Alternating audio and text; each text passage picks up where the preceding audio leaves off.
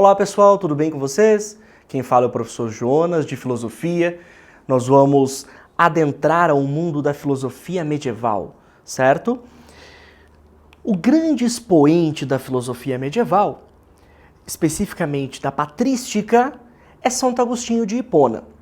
Santo Agostinho de Hipona, ele não é um cristão desde o seu nascimento. Muito pelo contrário, Santo Agostinho, ele é um grande convertido. Conta a história que sua mãe reza muito a Deus, fervorosamente. A mãe de Santo Agostinho era uma cristã, e ao rezar muito a Deus para a conversão de Santo Agostinho, tal conversão finalmente acontece. O fato é o seguinte, que Santo Agostinho torna-se um grande filósofo do período da patrística. Diga-se de passagem, o maior filósofo do período da patrística. E dentre as várias teses e escritos que Santo Agostinho produz, uma tese muito importante é a tese acerca do problema do mal no mundo. Santo Agostinho, antes de se converter, ele participava de uma corrente, poderíamos dizer, filosófica, ok? E também religiosa, que era uma corrente pagã chamada maniqueísmo. Tal corrente do maniqueísmo, ela não acreditava na força de um único Deus. Muito pelo contrário, os maniqueus, conforme nós os chamamos, eles acreditam em duas forças contrárias, o bem e o mal. E Santo Agostinho participava dessa corrente. Ele acreditava que tanto o bem quanto o mal eram forças, eram duas essências que existiam e que não só existiam, mas que lutavam entre si, se digladiavam enquanto duas forças, na tentativa de sobrepor-se uma à outra. Ou seja, o mal e o bem, ou a força do bem e a força do mal, existem e confrontam-se entre si pelo poder. Pois bem, à medida em que Santo Agostinho se converte, ele se depara com esta pergunta, proveniente justamente daquela corrente que ele fazia parte, dos maniqueus. Que pergunta é esta? E é uma pergunta central. Vejamos só. Se tudo provém de Deus, que é bem, que é o sumo bem, de onde provém o mal? Pois bem, nós já falamos que Santo Agostinho participava da corrente filosófica do maniqueísmo. E esta pergunta aqui, ela já estava respondida para os maniqueus. Por quê? Porque tanto o bem quanto o mal são duas forças originárias, duas forças essenciais que existem por si só e que lutam pela sua sobrevalorização. Pois bem, à medida em que Santo Agostinho se converte, Santo Agostinho não aceita mais o fato de que o mal seja um ser existente enquanto essência no mundo. Muito pelo contrário, para Santo Agostinho, se tudo provém de Deus, que é o sumo bem, Deus, que criou todas as coisas, em hipótese alguma, poderia ter criado o mal.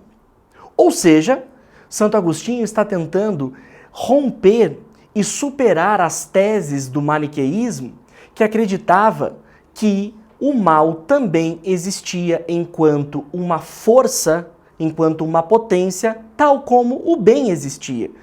Para Santo Agostinho, isso não cabe mais. Após a sua conversão, Santo Agostinho, como cristão, aceita o fato de que Deus criou todas as coisas. Tudo é criatura de Deus. E enquanto criatura de Deus, as criaturas não são más. Pelo contrário, Deus, que é o sumo bem, criou todas as coisas à sua imagem e semelhança. Porém, se eu consigo encontrar aspectos do mal no mundo, e se o mal não é uma força que existe por si só, e se o mal não é uma criação de Deus, Eis a pergunta de Santo Agostinho: de onde provém o mal no mundo? Pois bem, contra as teses maniqueístas, Santo Agostinho dirá que o mal, ele não é um ser, ele não é algo que existe por si só. O mal não tem uma essência capaz de criar-se a si só e criar tudo, todas as coisas maléficas, digamos assim. Pelo contrário, o mal, ele é uma deficiência, ele é uma falta de ser. Ou seja, ele não tem uma essência toda própria. Ao mal falta o bem. E aí Santo Agostinho vai tentar mostrar dois movimentos. O primeiro, que o mal não existe por si só. Segundo, que o mal não é uma criação divina, pois Deus, que é o sumo bem, em hipótese alguma, teria criado o mal no mundo. Ou seja, o mal não provém de Deus, mas da falta de Deus. Eis a resposta de Santo Agostinho. De onde provém o mal do mundo? O mal não vem de Deus, e muito menos existe por ele mesmo. O mal é, no fundo, uma falta de Deus. O mal é uma privação de Deus. E como é que eu percebo isso? Em termos muito práticos. A tese do livre-arbítrio é muito interessante para a gente perceber a relação do mal no mundo. O que é o livre-arbítrio? O tão comentado livre-arbítrio? O livre-arbítrio, essa discussão acerca da liberdade humana, ela iniciou-se ali com Santo Agostinho. O livre-arbítrio, segundo Santo Agostinho, não é fazer o que nós bem entendermos, muito pelo contrário. O livre-arbítrio é a liberdade que Deus nos deu de aceitá-lo ou não.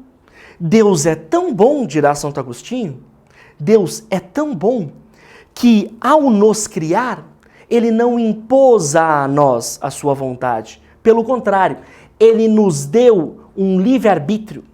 E esse livre-arbítrio, dirá Santo Agostinho, é um grande bem proveniente de Deus. Ou seja, é uma expressão máxima da bondade de Deus. Não bastasse Deus criar, ele também nos oferece a liberdade. Ele não nos impõe nada. Essa livre escolha, dirá Santo Agostinho, é um dos maiores bens que Deus nos ofereceu. Por isso que o mal é o mau uso desse grande bem. Ou seja, de onde provém o mal no mundo a partir de uma explicação de Santo Agostinho? Quando eu utilizo de forma errada o livre-arbítrio. Vejam só, se o livre-arbítrio é um grande bem dado por Deus às criaturas, à medida em que eu utilizo erradamente essa liberdade, esse livre-arbítrio, eu introduzo o mal no mundo. Então, o livre-arbítrio é uma forma de Santo Agostinho nos mostrar que o mal no mundo, ele não existe por si só, e muito menos é uma criação de Deus. O mal no mundo é, por exemplo, uma utilização errada do livre-arbítrio. E o que é utilizar erradamente o livre-arbítrio, dirá Santo Agostinho? É preferir as coisas criadas ao invés do Criador. Ou seja, quando eu me direciono para as coisas criadas, por exemplo, os bens materiais, poderíamos dizer hoje, quando o homem prefere os bens materiais a uma vida, por exemplo, com Deus, esse seria uma livre escolha dada por Deus, mas seria um mau uso desse grande bem, dirá Santo Agostinho. Ou seja, Deus nos deu a liberdade, porém, ele não nos cobra tal liberdade, porém, se eu utilizo erradamente esta liberdade, eu peco, eu introduzo o mal no mundo. E aí Santo Agostinho nos diz, o bem que está em mim é obra tua, é teu dom.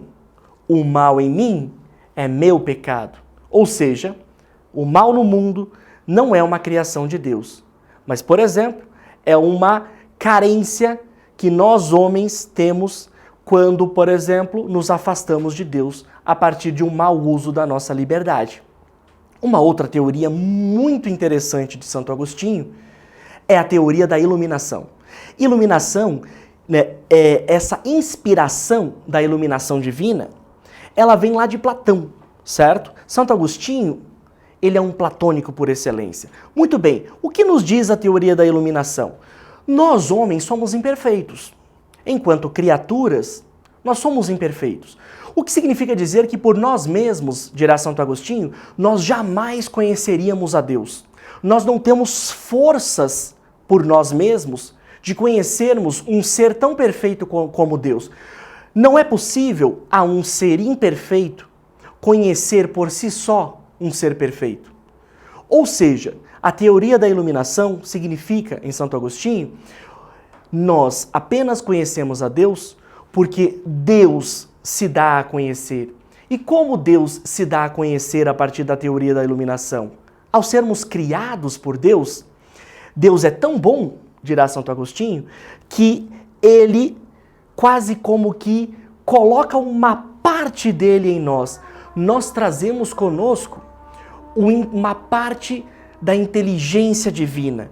E tal inteligência é que ilumina a nossa sabedoria, e tal inteligência divina é que nos possibilita conhecer a Deus. O que significa dizer que, para Santo Agostinho, nós jamais conheceríamos a Deus por nós mesmos. Por quê? Porque somos imperfeitos. Qual é a única possibilidade do homem alcançar o conhecimento de Deus? Porque o homem traz um pedaço de Deus em si. Santo Agostinho dirá uma centelha, algo muito pequeno de Deus, mas que, de tão grande, é capaz de iluminar o homem, a tal ponto do homem encontrar, conhecer a Deus. Vejam, a inteligência humana é, portanto, iluminada por Deus. Isto porque o homem carrega consigo uma parte de Deus, a luz divina capaz de tornar compreensível todos os seus conhecimentos. Ou seja, conforme a teoria da iluminação divina, nós conhecemos a Deus porque temos conosco uma parte de Deus, especificamente a inteligência de Deus habita também nos homens. Isso faz com que os homens conheçam a Deus. A última teoria sobre a qual nós refletiremos agora é a cidade terrestre e a cidade celeste. O que significa isso? A cidade celeste e a cidade terrestre são dois opostos, segundo Santo Agostinho. A cidade celeste é a cidade de Deus. E a cidade terrestre é a cidade dos homens. O que significa isso? A existência de dois mundos. Um mundo dos homens e um mundo de Deus. Ou seja, a cidade terrestre é o mundo dos homens. A cidade celeste é o mundo de Deus. A cidade terrestre é o lugar dos pecados. A cidade celeste é o lugar da graça. Mas, professor, a cidade celeste e a cidade terrestre, segundo Santo Agostinho, elas estão uma contra a outra? Não, muito pelo contrário. Muito embora a cidade dos homens vigore a lei dos homens, e aqui a lei é a imperfeição, na cidade terrestre, embora nós tenhamos aqui a plena perfeição, eu só consigo alcançar a cidade celeste, a cidade de Deus, a partir do momento em que, na cidade terrestre, o homem vive conforme os preceitos de Deus. Ou seja, muito embora na cidade dos homens nós tenhamos o sinal ou vigor e o sinal da imperfeição, o homem precisa lutar veementemente contra a sua própria imperfeição para alcançar a cidade de Deus. Ou seja, se num primeiro momento essas duas dimensões parecem estar opostas entre si, dirá Santo Agostinho, não. O homem só alcança a graça a partir do momento em que ele faz da sua vida terrestre a condição necessária para alcançar a cidade celeste. Ou seja, as cidades terrestre e celeste apresentam a novidade de uma história que caminha a partir de uma linearidade, ou seja, os homens vivem a sua vida temporal, mas esperam uma vida atemporal. Isso é uma grande novidade, por quê? Porque o homem grego, ele não conhece a ideia de ressurreição. Para o homem grego, e aí nós estamos falando de uma apropriação da filosofia de Santo Agostinho pelos gregos, da filosofia medieval pelos gregos, e uma modificação dessa filosofia. Para o homem grego, a vida ela é circular, o que o homem grego chama de eterno retorno. Para os cristãos, a vida ela é linear, ou seja, ela tem um começo, ela tem uma continuidade e ela tem um fim. Este fim, segundo Santo Agostinho, deve ser necessariamente a cidade celeste. Ok? Até a próxima, pessoal. Um abraço para todos.